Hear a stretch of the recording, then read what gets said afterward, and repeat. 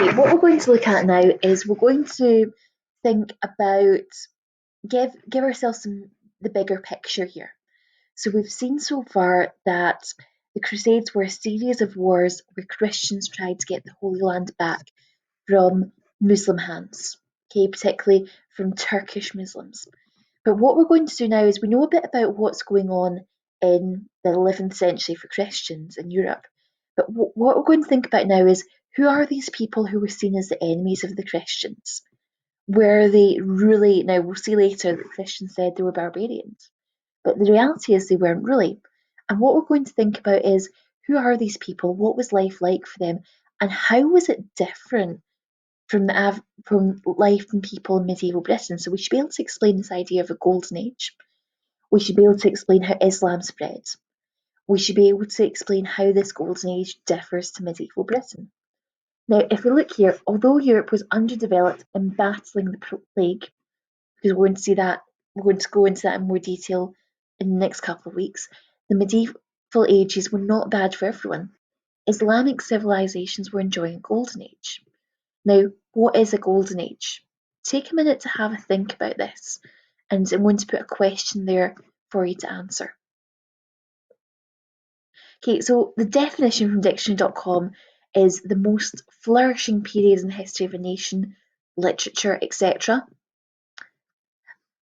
So it's this idea that the Muslim world had a golden age from 800 to 1100 CE, and it was a brilliant period of history.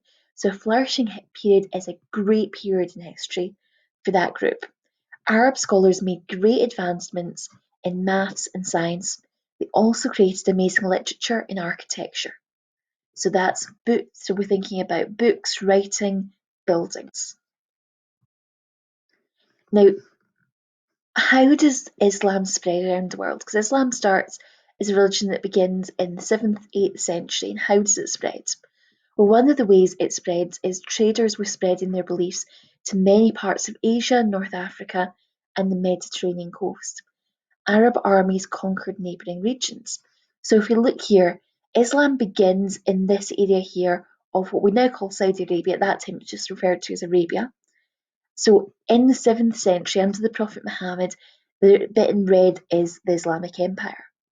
Now, the first four caliphs, which is a word for religious leaders, in the 7th century, spread Islam to what we can see in orange.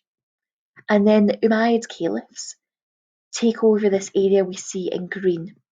And then in sort of bluey purple, we can see non-Islamic kingdoms. And the arrows show us that from the Islamic world, we see military campaigns. That means armies getting involved in wars, going into what we would call the non-Islamic world.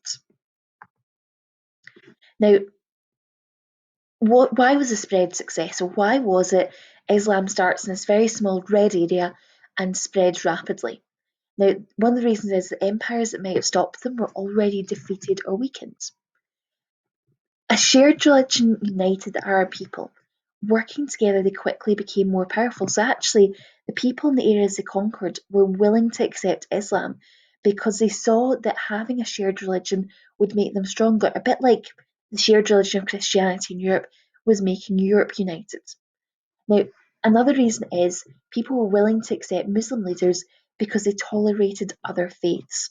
So, like the example I gave you of what happened in the Holy Land, Muslim leaders, particularly Arabic Muslim leaders, were willing to have people, they didn't require everyone to convert to Islam, everyone to become Muslim. They were willing to have people practice their own faiths and they were allowed to do that. Now, on the other hand, in that situation, they did give fewer rights to non-Muslims. They weren't allowed to carry a weapon, they weren't allowed to serve in the military, and they had to pay a special tax if they didn't join the Muslim faith. Now, the Golden Age was the age of the caliphs. Now, caliph is a word for leader. So these are, in particular, there's the four original caliphs, then the Umayyad caliphs.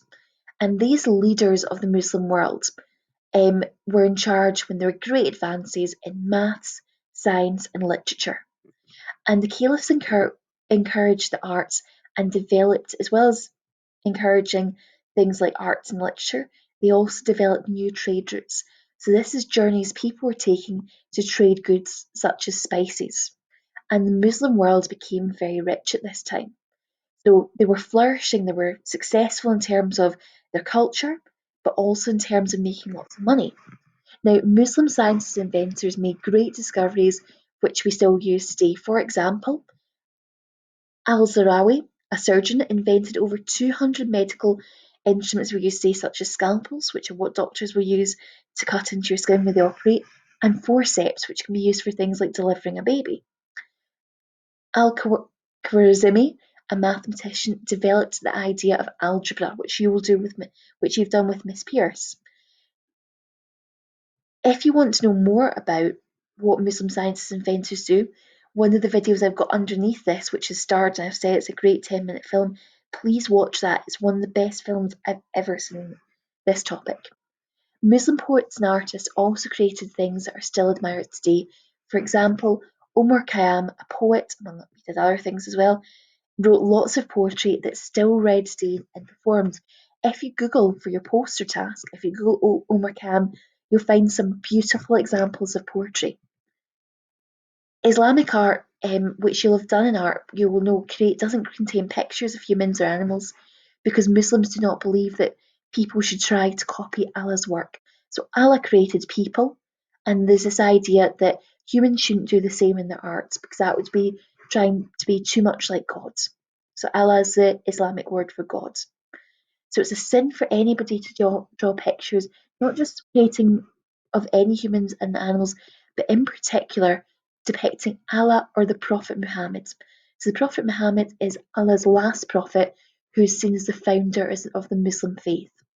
So instead, calligraphy, this style of writing you saw in the last page in gold, is the most highly regarded and most important element of Islamic art. Now, the Quran is written in Arabic, so Arabic script was changed, the writing was changed and made beautiful over many centuries, so it might be worthy of divine revelation. This is the idea that the words of the Quran, the words of the Islamic holy book are beautiful, so the writing should be beautiful as well. And what you see there is an example of Islamic calligraphy. Now, mosques are also very beautifully decorated with geometric patterns. Now, you've studied these in art. So this is when you take basic shapes, put them together and repeat them to make patterns. Now, Arabic words, the study of words is called etymology. And words come from lots of different places. Lots of Spanish and English words we know were originally Arabic. The reason for that, particularly Spanish words, is that the Islamic world under the Umayyad caliphs, the Umayyad leaders, conquered parts of Spain and it became part of the Islamic world.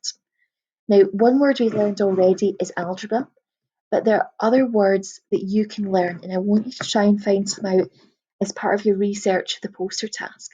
If you look at this picture, we've got some examples, if you look at them, of things where the word comes from Arabic. See if you can work out what some of these things might be. Check your findings online, see if you're correct, and if you are, these are words you could be including in your poster.